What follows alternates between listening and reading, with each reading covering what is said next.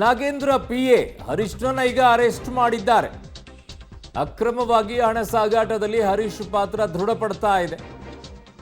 ಸಚಿವರ ಪರವಾಗಿ ಡೀಲ್ ಅನ್ನ ನಡೆಸಿದ್ದು ಪಿಎ ಹರೀಶ್ ಅನ್ನುವಂಥದ್ದು. ಈ ಹಿನ್ನೆಲೆಯಲ್ಲಿ ಪಿಎ ಹರೀಶ್ನನ್ನ ಈಗ ಇಡಿ ಅರೆಸ್ಟ್ ಮಾಡಿದೆ.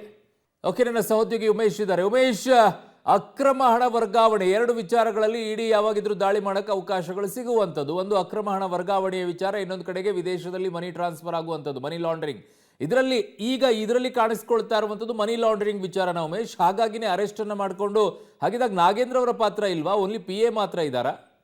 ಇಲ್ಲಿವರೆಗೂ ನಡೆದಂತ ತನಿಖೆಯಲ್ಲಿ ನಾಗೇಂದ್ರ ಅವರ ಪಾತ್ರ ನೇರವಾಗಿ ಕಂಡು ಬಂದಿಲ್ಲ. ಆದ್ರೆ ಈ ತನಿಖೆ ನಡೆದ ಮುಂದುವರೆದ ಭಾಗವಾಗಿ ಇವತ್ತು ಹರೀಶ್ ಸಾಮಾನ್ಯವಾಗಿ ಇಡಿ ಯಾವಾಗಿದ್ರೂ ಕೂಡ ಎಂಟ್ರಿ ಕೊಡಬೇಕು ಅಂತಂದ್ರೆ ವಿದೇಶದಲ್ಲಿ ಏನಾದರೂ ಹಣ ವ್ಯವಹಾರಗಳಾಗಿರುವಂತದ್ದಾದ್ರೆ ಅಲ್ಲಿ ದಾಳಿಯನ್ನ ಮಾಡ್ತಾರೆ. ಸೊ ವಾಲ್ಮೀಕಿ ಅಭಿವೃದ್ಧಿ ನಿಗಮದಲ್ಲಿ 187 ಕೋಟಿ ಹಗರಣ. ಸೊ ಯಾವುದೇ ಕ್ಷಣದಲ್ಲೂ ಕೂಡ ನಾಗೇಂದ್ರ ಅವ್ರನ್ನ ಅರೆಸ್ಟ್ ಮಾಡುವಂತಹ ಸಾಧ್ಯತೆ ಇದೆ. 6 ಗಂಟೆಯಿಂದ ವಿಚಾರಣೆಯನ್ನ ಇಡಿ ನಡೆಸ್ತಾ ಇರುವಂಥದ್ದು. ನಿನ್ನೆ ಸರಿಸುಮಾರಾಗಿ 8 ಗಂಟೆ ವಿಚಾರಣೆ ಆಗಿದೆ. ನಾಗೇಂದ್ರ ಮತ್ತು ಅವರ ಮೊಬೈಲ್ ಅನ್ನ ವಶಕ್ಕೆ ಪಡೆದಿದೆ. ಈಗ ಬೆಂಗಳೂರಿನ ಡಾಲರ್ಸ್ ಕಾಲನಿ ಮನೆಯಲ್ಲಿರುವಂಥ ನಾಗೇಂದ್ರ ಅವರನ್ನ ಮತ್ತಿಕೆರೆಯ ಖಾಸಗಿ ಬ್ಯಾಂಕ್ನಲ್ಲೂ ಕೂಡ ದಾಖಲೆಯನ್ನ ಪರಿಶೀಲನೆಯನ್ನ ಮಾಡಲಾಗ್ತಾ ಇದೆ. ಸೊ ಹಣ ವರ್ಗಾವಣೆಯ ಬಗ್ಗೆ ಮಾಹಿತಿಯನ್ನ ಈಗ ಇಡಿ ಅವರು ಸಂಗ್ರಹಿಸ್ತಾ ಇದ್ದಾರೆ. ಜಾರಿ ನಿರ್ದೇಶನಾಲಯ 2 ಕಾಯ್ದೆಯ ಕೆಳಗಡೆಗೆ ಅವರಿಬ್ಬರು ಕೆಲಸ ಮಾಡುವಂಥದ್ದು ಇಡಿ ಯಾವಾಗಿದ್ರು ಕೂಡ. ಸೊ ಇಡಿ ತನಿಖೆಗೆ ಈಗ ಮಾಜಿ ಮಂತ್ರಿ ನಾಗೇಂದ್ರ ಅವರು ಕೂಡ ಈಗ ಸಹಕರಿಸ್ತಾ ಇದ್ದಾರೆ ಅನ್ನೋದು ಕಳೆದ 4 ಗಂಟೆಯಿಂದಲೂ ಕೂಡ ವಿಚಾರಣೆಯನ್ನು ಎದುರಿಸ್ತಾ ಇದ್ದಾರೆ. ಸೊ ಇನ್ನೂ ಕೂಡ ವಿಚಾರಣೆ ಬಾಕಿ ಇದೆ. ಸೊ ಹಾಗಿದ್ದಾಗ ನನ್ನ ಸಹೋದ್ಯೋಗಿ Muralidhar, crime bureau head. Murali, ಈಗ ಈ ವಿಚಾರದಲ್ಲಿ ಮನಿ ಲಾಂಡ್ರಿಂಗ್ ಅಲ್ಲಿ ಬಹಳ ವಾಸನೆ ಬರ್ತಾ ಇರುವಂತ ವಿಚಾರನೆ ಇದರಲ್ಲಿ ಕಾಣಿಸಿಕೊಳ್ತಾ ಇದೆ. ಅಕ್ರಮ ಹಣ ವರ್ಗಾವಣೆಯ ವಿಚಾರ. ಸೊ ಈಗ ನಾಗೇಂದ್ರ ಅವರ ಪಾತ್ರ ಹೇಗಿದೆ ಅನ್ನುವಂಥದ್ದು ಇಡಿ ಏನು ಹೇಳ್ತಾ ಇದೆ ಈ ವಿಚಾರದಲ್ಲಿ?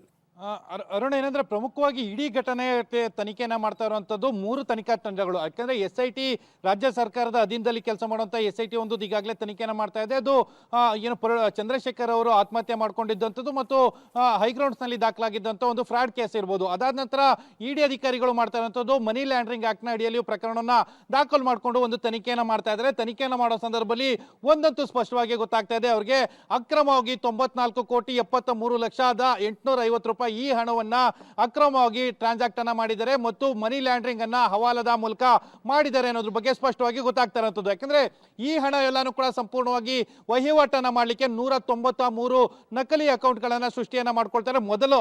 ಮೊದಲನೇ ಹಂತವಾಗಿ ಫಸ್ಟ್ ಬ್ಯಾಂಕ್ ಫೈನಾನ್ಸ್ ಏನಿತ್ತು, ಆ ಫೈನಾನ್ಸ್ ಇಂದ 18 ಫೇಕ್ ಅಕೌಂಟ್ಗಳು, ಏನು ಹೆಲ್ತ್ ಮೈಂಡ್ ಅಂತ ಇರ್ಬೋದು, ಮತ್ತೆ ನಕಲಿ ಕಂಪನಿಗಳ ಹೆಸರುಗಳನ್ನ ಒಂದು ಏನು ಖಾತೆಗಳನ್ನು ಓಪನ್ ಮಾಡ್ಕೊಳ್ತಾರೆ. ಓಪನ್ ಮಾಡ್ಕೊಂಡು ಆ ಬ್ಯಾಂಕ್ಗಳಿಗೆ ಒಂದಷ್ಟು ಹಣವನ್ನ ಟ್ರಾನ್ಸಾಕ್ಟ್ ಅನ್ನ ಮಾಡ್ಕೊಳ್ತಾರೆ. ಆ ಎಲ್ಲಾ ಬ್ಯಾಂಕ್ಗಳು ಕೂಡ ಫಸ್ಟ್ ಬ್ಯಾಂಕ್ ಫೈನಾನ್ಸ್ ಬ್ಯಾಂಕ್ ಅಂದ್ರೆ ಕೋಆಪರೇಟಿವ್ ಬ್ಯಾಂಕ್ ಏನಿತ್ತು, ಕೋಆಪರೇಟಿವ್ ಬ್ಯಾಂಕ್ ನ ಅಕೌಂಟ್ ಗಳೇ ಆಗಿತ್ತು.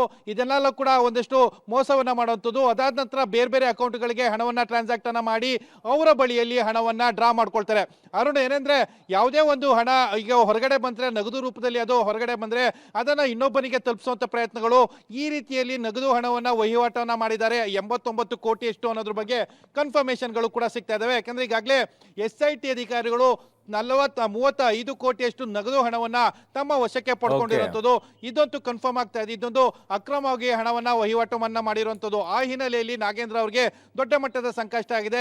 ಈಗಾಗಲೇ ಅವರ PA ಹರೀಶ್ ಅವರನ್ನು ಕೂಡ ತಮ್ಮ ವಶಕ್ಕೆ ಪಡೆದುಕೊಂಡು ಬಂಧನ ಮಾಡಿದ್ದಾರೆ ಅನ್ನೋದ್ರ ಬಗ್ಗೆ ಮಾಹಿತಿಗಳು ಸಿಗ್ತಾ ಇದಾವೆ. ಅವರನ್ನ ಶಾಂತಿನಗರದ ಕಚೇರಿಗೆ ಕರೆದುಕೊಂಡು ಹೋಗಿದ್ದಾರೆ. ಅಲ್ಲಿ ವಿಚಾರಣೆಯನ್ನ ಮಾಡೋ ಸಾಧ್ಯತೆಗಳು, ಯಾಕೆಂದ್ರೆ ಅವರ ಇನ್ವಾಲ್ವ್ಮೆಂಟ್ ಏನಿತ್ತು ಅದ್ರ ಬಗ್ಗೆ ಎಲ್ಲ ಪೂರಕ ದಾಖಲೆಗಳು ಮತ್ತು ಅವರ ಹೇಳಿಕೆಗಳೇನಿತ್ತು, ಆ ಹೇಳಿಕೆಗಳನ್ನ ಆಧರಿಸಿ ಈಗ ತಮ್ಮ ವಶಕ್ಕೆ ಪಡ್ಕೊಂಡಿರುವಂತದ್ದು. ಅರುಣ್. ಓಕೆ ಮುರಳೀಧರ್, ನಿಮ್ಮೆಲ್ಲ ಮಾಹಿತಿಗೆ ಧನ್ಯವಾದಗಳು.